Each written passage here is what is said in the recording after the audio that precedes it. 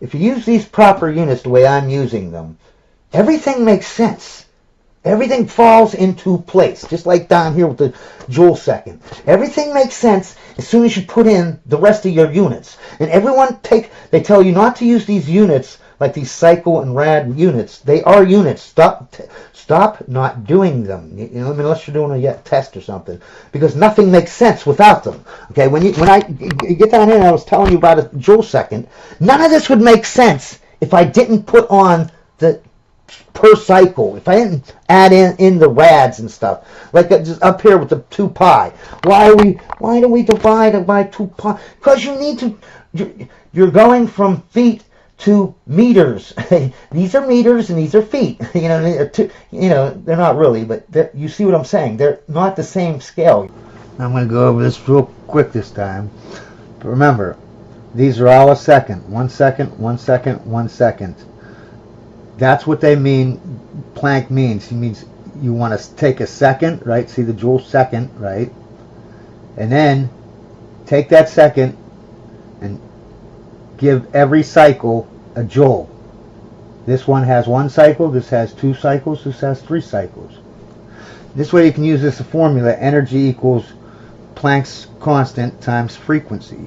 The frequency is telling you during a second, how many cycles do you have?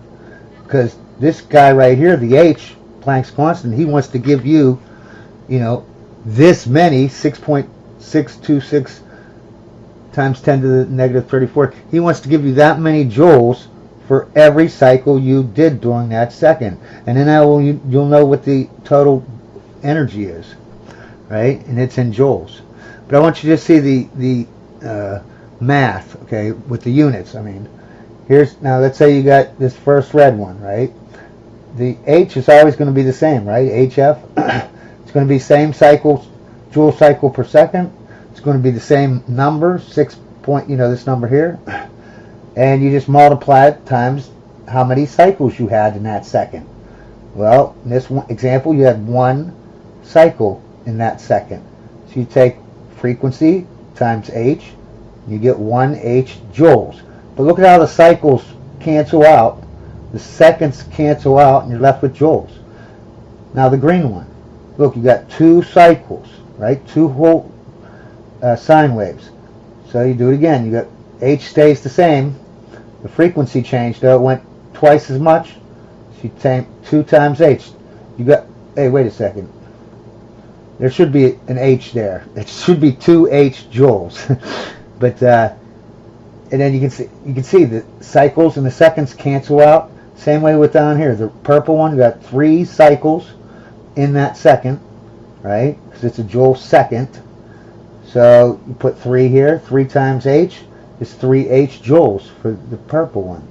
See, each one of these sine waves, right? Whether it's red, whether it's green, whether it's purple, they all get an H amount of joules for their energy, right? It just, why they have different energy, like why does the purple one have more energy? Because he has more of the sine waves. He's got 3 sine waves. Here, the green only has 2, the red only has 1. So you're only getting this amount of joules for each full revolution, 1 wave, 1 whole up and down sine wave. You know what I mean? Every one of them. It doesn't matter if it's red, green, purple, they all get this same amount of joules for energy.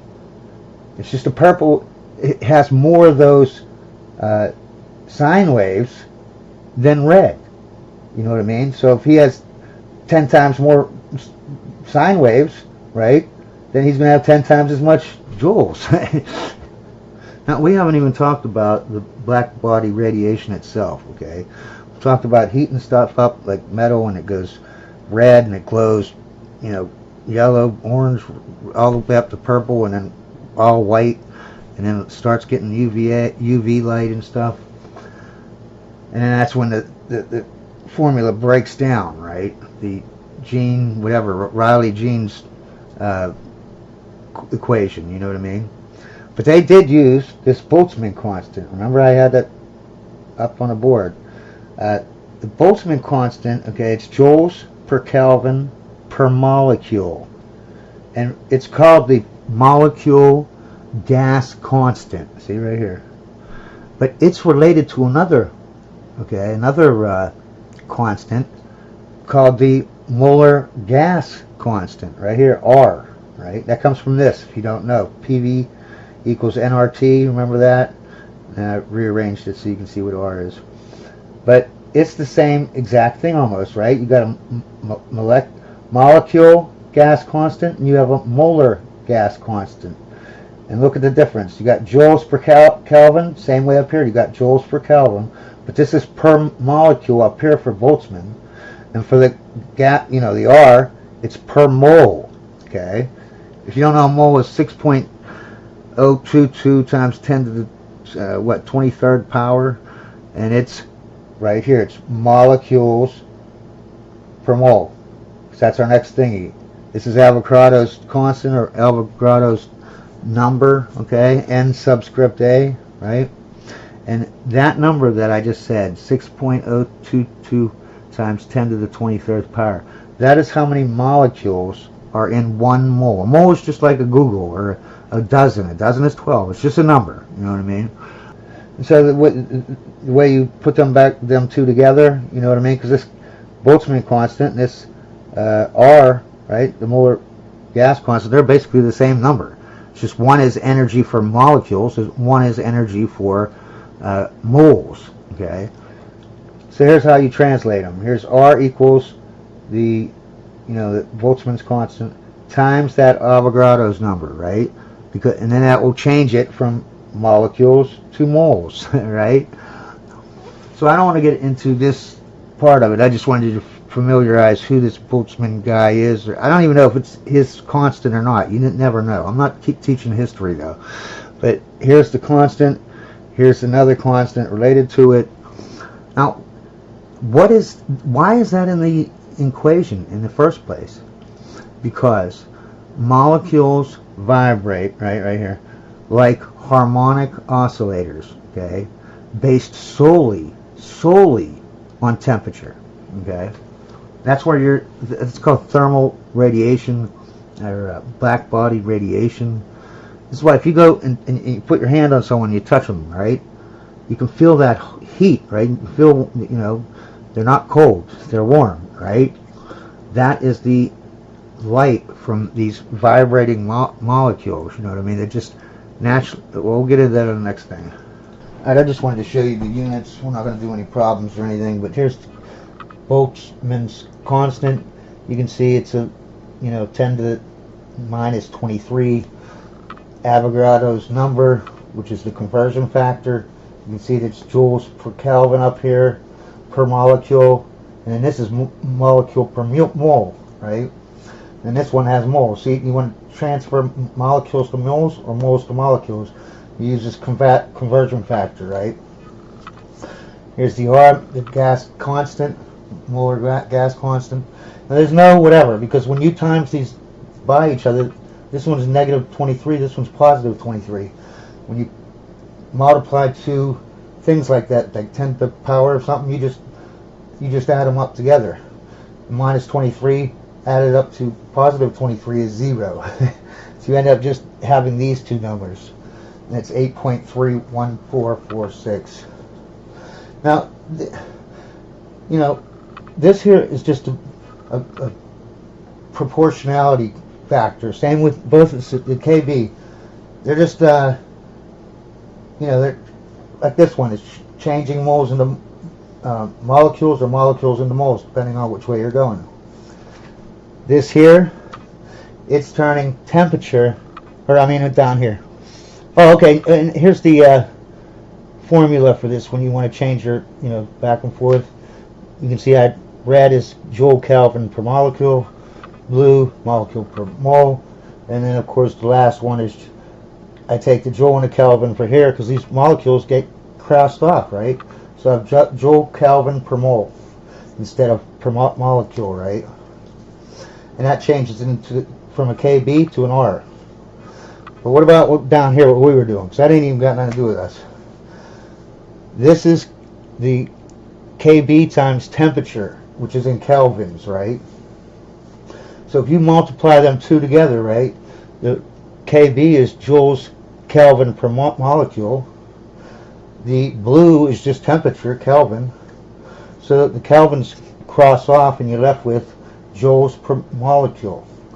So when every time you see that KB T, right, that sub D, K sub B T, that means joules per molecule. That's how much energy every molecule has, right? Now I want you to remember and keep in mind, okay? This isn't. I'm just touching the brim of it. I'm just hitting the tip of the iceberg. All right. There's deep degrees of freedom, and it depends on what your molecules are. You know what I mean? There's other factors to go into this. Okay. I'm just giving you the easy version of it. All right. This is energy for every molecule. Okay. That's in your gas, right, or whatever. See this KB, right? That's the average thermal energy per molecule per degree of temperature. And what does this mean? This means what this K sub B is saying. Every molecule, right, depending on the temperature, and it only has to do with temperature. It doesn't matter what you're made of, if you're a human or you're a pack of cigarettes or you're a piece of metal. It doesn't matter. It matters. Only thing matters with this is temperature. Okay. And what are they doing with this? Physics turned into statistics and probability equations. Basically, that's what all they are. And I'm all for that, okay? I'm just against translating those, because a lot of them are just mathematical constructs. They're not real, you know what I mean? The math is real, but their interpretation is crazy and insane. That's what I'm against, you know what I mean? But basically, they're just doing a statistics and probability equation, right? Because all the, like I said in a previous video, when you're boiling water, right, not all the molecules are 100 degrees Celsius when it's boiling. Some of them are a little bit hotter and some are a little bit colder, you know what I mean? The bulk of them are, you know what I mean? And overall that it has that temperature, but each individual molecule, and you know what I mean, there's and it goes by statistics, you know what I mean? The probability, and that's why they always are talking about probability waves. That's what they mean, okay? See, all molecules they vibrate, okay? They oscillate, right? And the reason why, right, is because, first of all, if you throw photons at it, you know what I mean, it catches the photons, right, and throws back more photons. We already discussed that. And they throw back the same exact energy photon that they caught, you know what I mean? I'm not talking about that. I'm talking about just because you think about it. This whiteboard, right?